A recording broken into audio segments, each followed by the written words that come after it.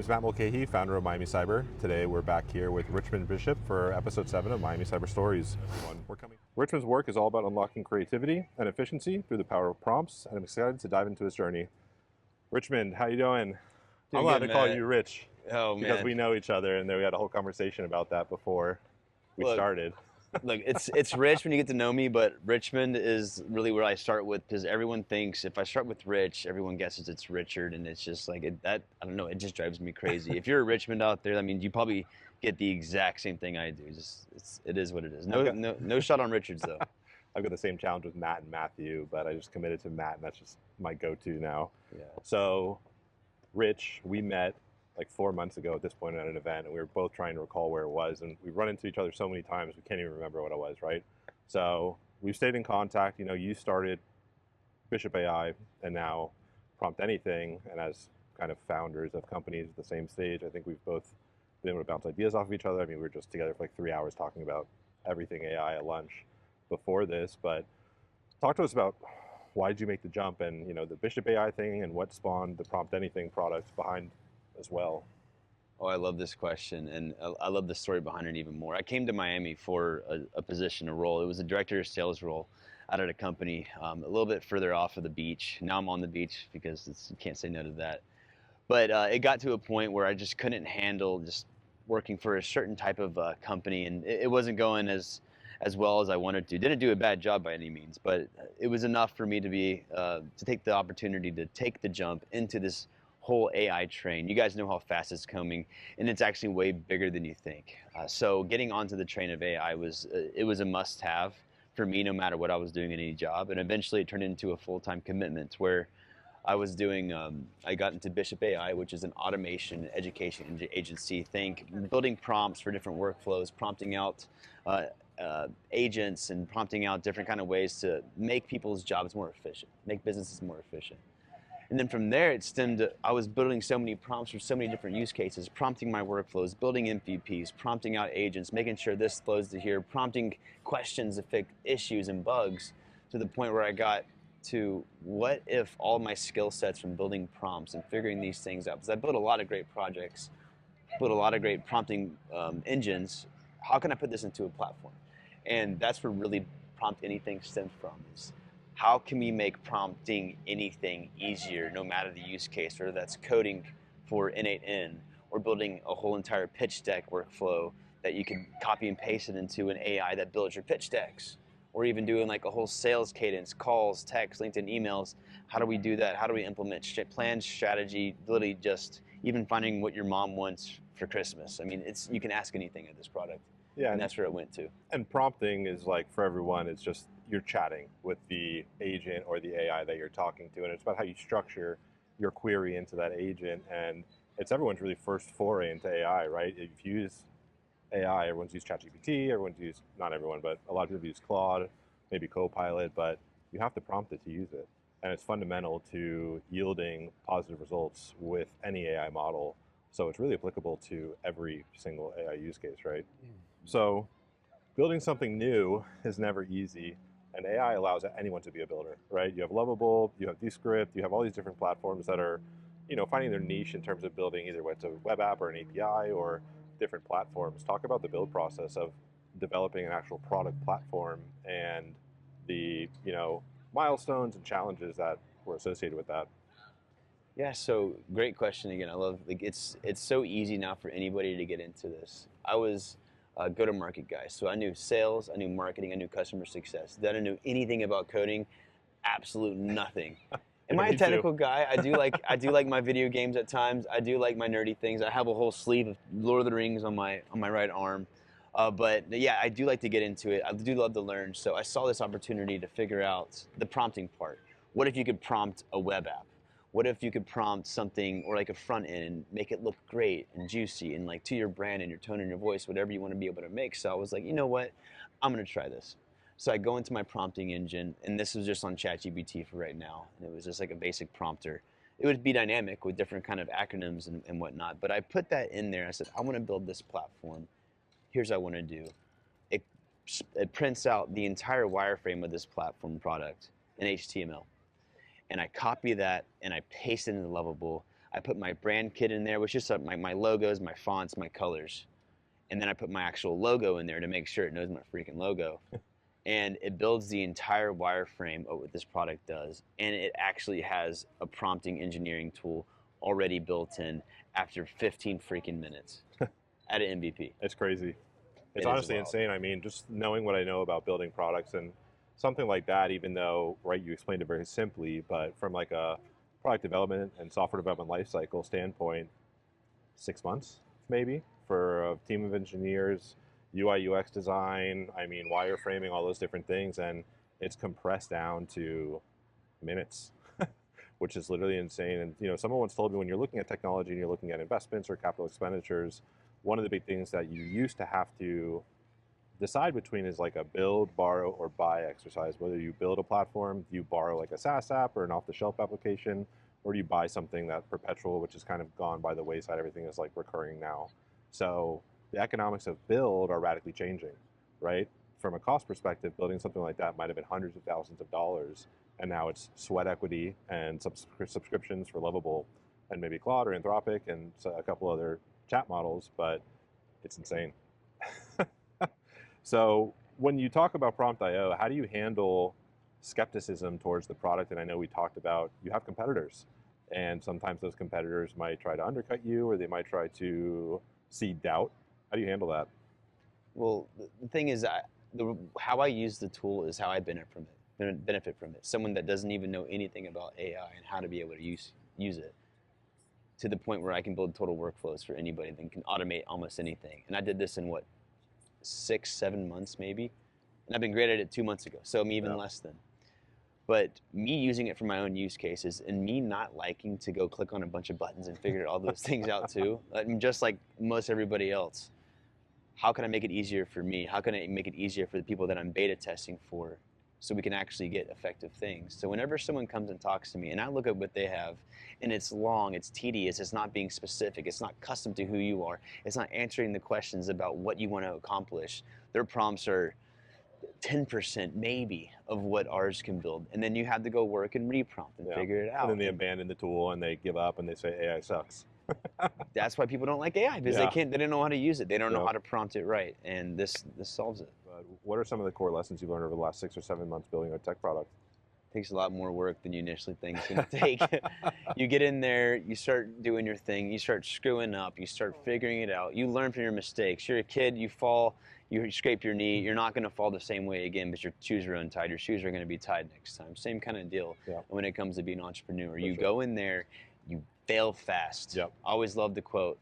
If I would trust the man that failed 1,000 times versus the man that failed 100 times if they had both the same mentality. Because the guy that failed 1,000 times is the one that's going to be so much more prepared for that next challenge that comes to him. It's a common thread across every single entrepreneur that I talked to. I saw Kathy Wood last Wednesday at the Miami AI Summit, and she said fail fast as well.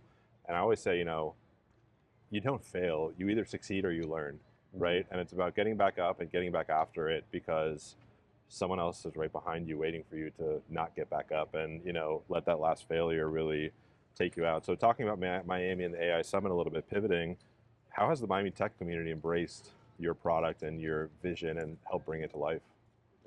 I feel like Miami is just a happier place just because, one, the sunlight's hitting you, you get that vitamin D, you get beautiful weather. No one really has anything to complain about here. So I feel like the happiness and then the kindness also comes in. We're at a park called South Pointe Park right now, and this is one of my first places that I just really felt a community and love into it. And what I've been doing with other people is, how can I show value to you and be a good friend to you first? Maybe be a little even funny. Don't be so stuck up, because no one likes that. And if you can show that you're a friend first and then you figure out business later, for sure, that goes so much further than anything else. And I feel like that's what the big dogs do at the end of the day. Definitely. That's what I've noticed. They understand there's enough market share for everybody. You can either sit in your cubicle or your home office or your office, and you can put the blinders up and you can close yourself off, or you can look to collaborate and you can connect with people. And that's how we met. We met at a tech event, and then we went to a lunch and we just sat there and talked shop for 2 hours, sharing ideas, not afraid, like, if I tell this guy, he's going to steal it from me, right? That's not the point of that, right? You want to share knowledge, you want to share ideas, you want to share failures, because it's important to learn from other people, and there's a lot of missteps you can avoid by doing that. and help your own path be a little easier, because everyone's path is difficult, but it doesn't need to be as hard as it needs to be. So let's talk technology. A lot of people that watch us are in the tech space, but can you share a little bit about what powers Prompt Anything and the engine behind it, and your decision making about choosing certain tools over other ones? How do you evaluate tools and make a decision? So there's an algorithm behind it, and an algorithm is a lot of text based and a lot of knowledge from how I failed, how I screwed up, just like we were talking about, how to make the best prompts to be customized to what I wanted it to look like. I didn't like this video, I didn't like this picture, I didn't like this text script, I didn't like how it said freaking game changer, for example. I'll give you a little hint. The list of 358 or 48 different AI slot phrases are in there saying you must not use these phrases. So that's out of the question. So it's always going to be unique in one frame. But how it literally looks, and I can tell how it's working, but to be able to get into it and understand it really, you have to see it. And I don't know if I'll be able to do that. But what it does when you build a prompt is, one, it understands your context. It then builds out clarifying questions that are pre-filled out. So you don't have to go, all you got to do is check them. If you want to change it, you change it. And then from there, it builds a framework where it's always customized, whether that's a sales framework, a marketing framework, a content development framework, a website wireframe framework. It builds that. And then it builds your entire prompt. And all this is being taken from these pre-user system prompts that are being used in every step of the way.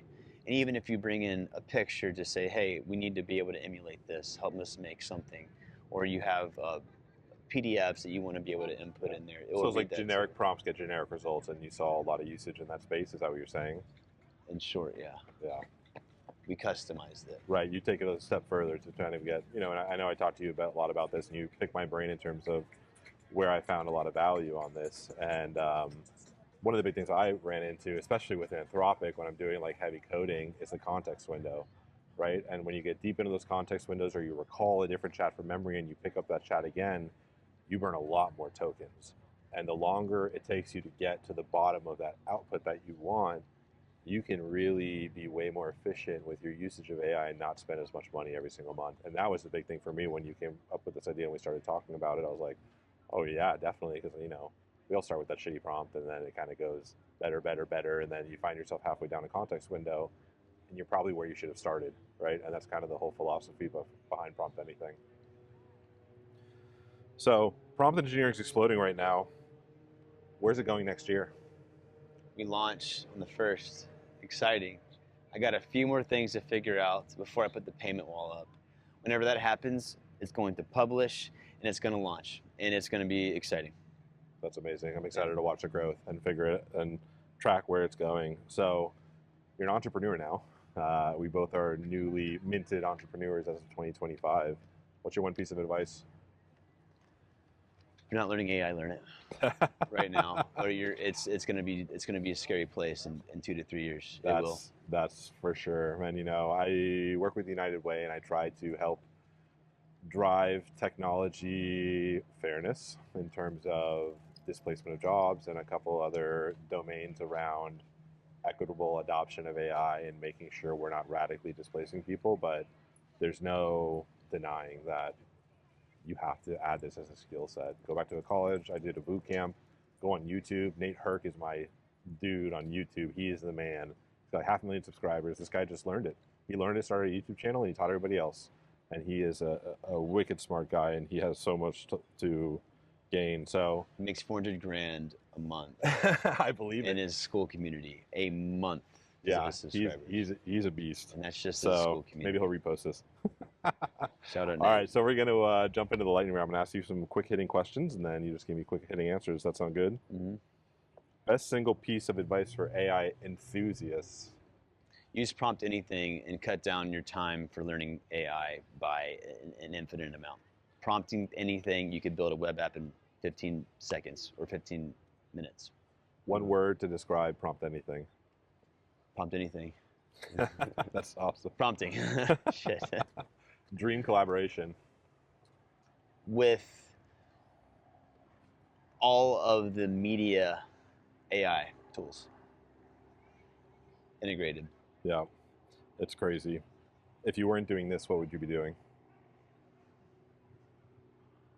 I'd be doing LinkedIn influencing with And sales and marketing and customer success. amazing. Most exciting AI trend for 2026? Autonomous agents. Yeah, it's crazy. Agents doing whatever they want to be able to do, and that's the path towards super intelligence. Yep. And we're probably going to be the bridge to do that.